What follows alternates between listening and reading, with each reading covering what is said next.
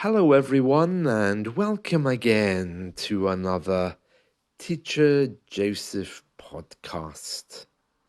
One question which I'm asked a lot is, how can I be fluent very quickly? And this question tends to come up again and again. I want fluency. How do I get fluency? Why is it that I'm not as fluent as my friend who's been learning for a while? What is it that's stopping me reaching that destination? Well, to answer that question, first of all, we need to ask, what is fluency? What I think is fluency may be different from what you think. For some people, fluency is talking like a native. For others, it's recalling grammar and vocabulary very, very quickly. Well, one thing I can tell you is that it is possible to be fluent in a very short space of time, not only with English, but with anything. But it requires a change of thinking, and it requires a change in your approach to learning. Let's think about a child for a moment. First of all, does a child worry about learning? Well, the answer is no. If you think of a child maybe who's 5 or 6, I don't think they know how to worry about learning. Also, how do they learn? Do they sit down with books and study grammar and vocabulary? Well, no. That comes later, as far as I know. So how do they learn? It's very simple. They just simply listen to their mother and father, and the world around them is created with imaginary pictures because there aren't really so many words in the minds of children. And also, the world is created by their thinking. Then comes the words. That's a very different thing from sitting down with a book and demanding that your mind absorb it. We're living in a world now where everything has a price tag. English has a price. Oh, buy this book, English in 3 months. Come to this English teacher, your English will be perfect. Watch this TV show, it will teach you English. Listen to this podcast, it will give you English. It would be very nice if the world worked in that way, but sadly, it doesn't. The way to achieve fluency very quickly, simply, is by remembering what you did when you were a child. You heard, you repeated many, many times, and slowly you started to understand what the words meant. Unlike today, that came from reading, it came from the TV, and from your parents. These days, however, it tends to come just one way, and that is the media. Because kids these days hear TV all the time, and so do we. We also have artificial intelligence with us now, which we can simply ask to teach us. If you type into ChatGPT, give me a 90-day lesson plan to learn whatever, it will come up with it. And the more specific the question, the more lessons you can have from it. So you see, English really is at your fingertips. But still, I hear the same thing. Where is fluency and how do I get it? I think part of the problem, well, a very big part of the problem, is our mood and what we think about ourselves. We have this idea, because of our past, that learning comes one way, and that is through academia. We must have a book. We must sit down for an hour. We must have a language partner. There's a whole lot of musts in there. But the question is, really, when a child is learning, are there all these things? I mean, as a parent, do you rush out and buy a grammar book for your child to speak good English? Well, of course you don't. The child simply absorbs. Now, I want you to think about the last time you went on holiday. Let's imagine that you were in Spain or Greece, wherever you went. A family holiday. You woke up in the morning. You didn't have to go to work. You didn't have to log in. The only thing you had to worry about was what you were going to do that day. Now, I want you to bring that feeling back right now. Okay, I want you to close your eyes for a second and just think what it was like. You woke up in the morning, a beautiful day was ahead. You were going to go to the beach, maybe a museum, you hadn't decided yet, and it was all going to begin with a lovely breakfast. Now, you weren't worrying about anything. There was no work at 3 o'clock or rushing home to talk to your language exchange partner. There was just nothing ahead. You were looking forward to getting the kid ready, maybe, or getting yourself ready to go out. Just picture how that felt. Because in that moment, you would be more open to learning than perhaps you would have been at any other point since that time. And if I'm right, that means that the problem is not English, the problem is your attitude towards learning English. Because when you're relaxed, everything is easy, everything is simple. And why wouldn't it be? Because that's the way we're supposed to live. Now compare that to how you're learning English today. Oh, I have a meeting at 2 o'clock. Maybe I can have a quick English lesson from 2:30 to 3, because at 3 I have a meeting with my boss. 4 I have to be home in time for the kids. Or something like, the kids get up at 9, so if I study English from 8 till 8:30 and then begin to prepare their breakfasts, that should get me going. Yeah. Or I'll study from 9 to 10 o'clock at night. I'll put the kids to bed. The point is this: you need to get yourself into the same attitude that you had when you were growing up, or as an adult, when you were simply on holiday, looking at the clock. The time was passing at a reasonable pace, and there was no stress. Now, if we compare all of that to, I have to learn 12 words a day, 12 words a day is what my teacher said. I have to practice the conditionals today. If I don't, I'll forget them. That kind of thing is good if you are actually able to remember them. But what I'm hearing from most students is, no. I have an English lesson, I learn some grammar, and then by the next week, it's gone.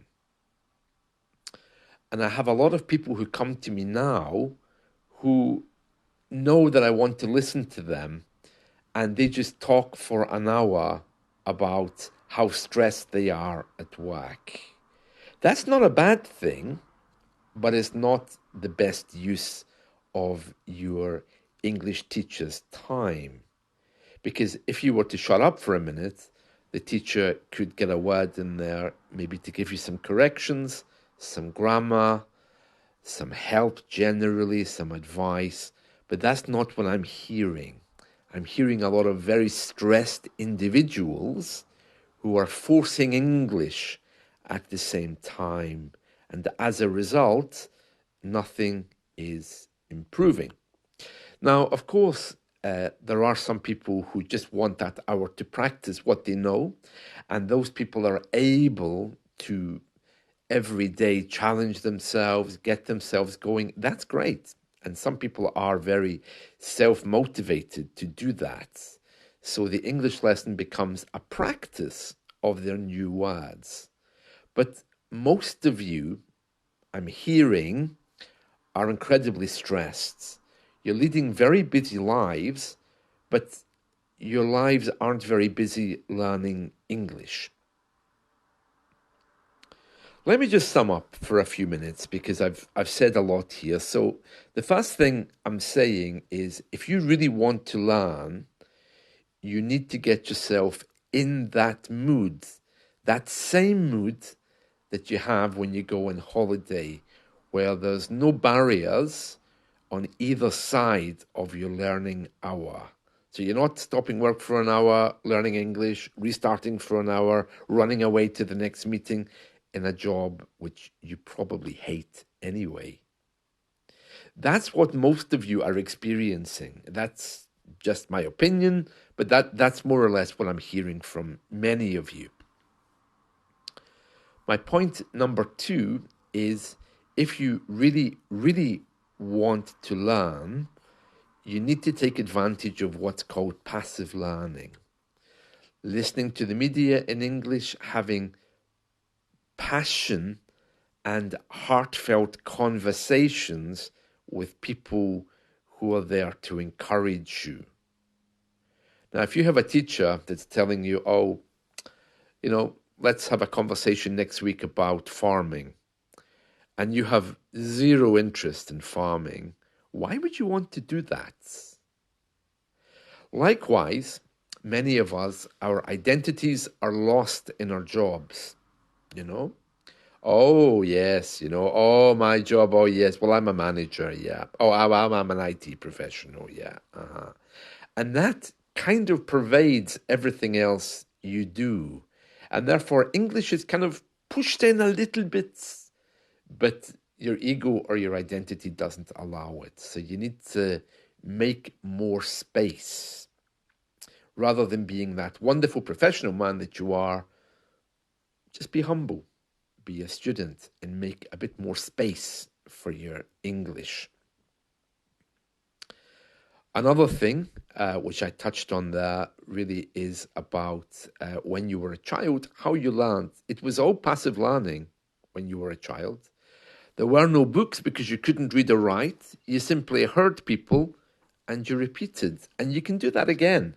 Just because you're an adult doesn't mean that you have to do it the way you learned in school. Some people think it's all about no pain, no gain. You need to sit there with a book and you need to be suffering, of course. You have to be suffering, and this idea that suffering and education somehow go together really is nonsense, especially these days when it's so easy to access education in many different ways, online with teachers, getting support from AI, and the other things we have as well. There's no reason why you can use that excuse, I have no time. And there's a few of you out there as well that I do understand are feeling a bit lost. It's like you want to start learning, but you don't know how, where, what, and everything just looks a bit chaotic. It doesn't look like there's anything there. So of course you go to a teacher, they teach you about things that you're not particularly interested in. After a few weeks, it's gone. And you think, what next? You really need to be tying in your learning with your passion. If you love to write stories, if story writing is your thing, then why would you go to an English teacher who designs a lesson purely on the conditional tenses?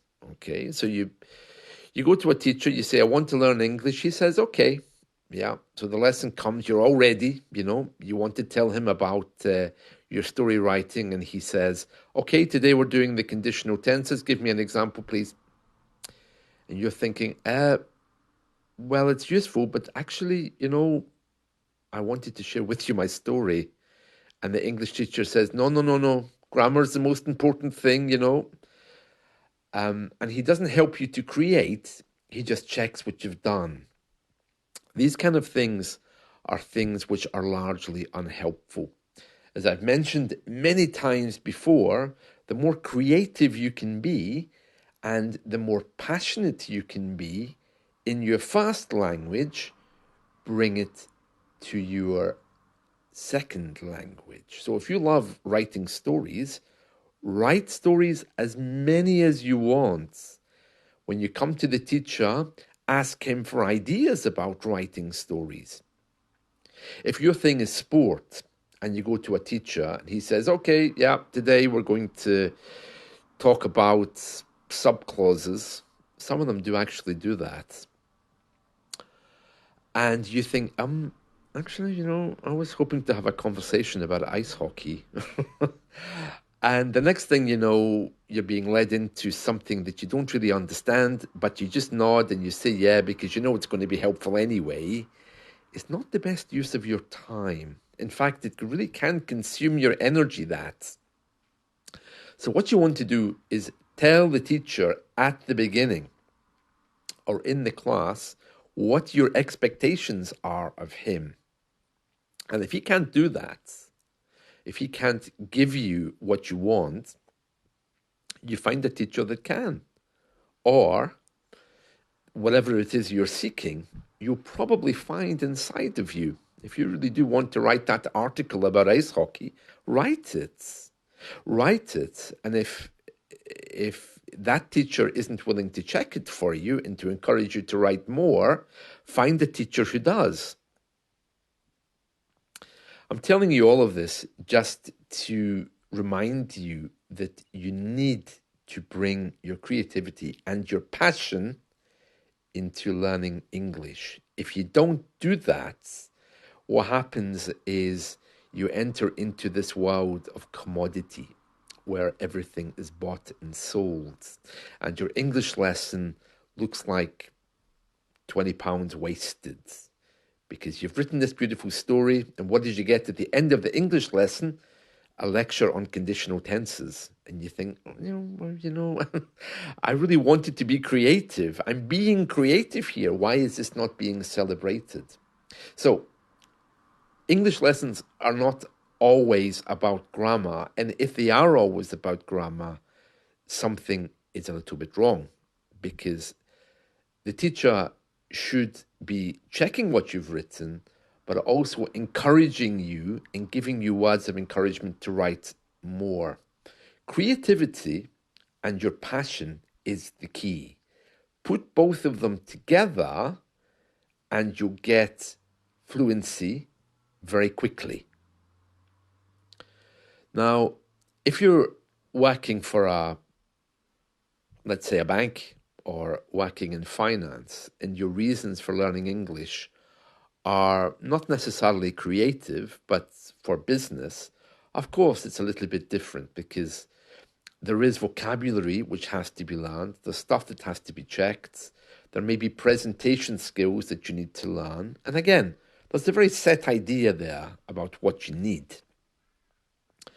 But you really do need to be having some insight in the beginning as to what your needs are and how you're going to reach them.